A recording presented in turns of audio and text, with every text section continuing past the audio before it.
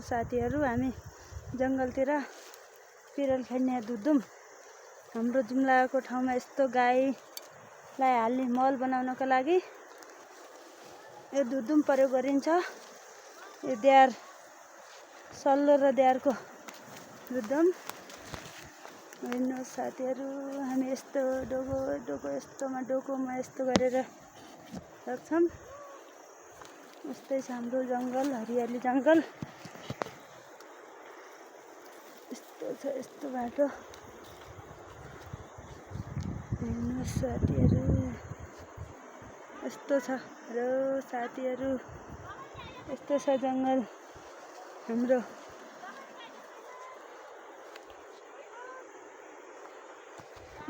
नयाँ shop. High गाइजहरू भन्नुहुन्न क्या? High गाइजहरू, pearl लिएर आएको छु। हामी यहाँ पिरल हट्दै पिरल ल्याउँदैछु गाइजहरू।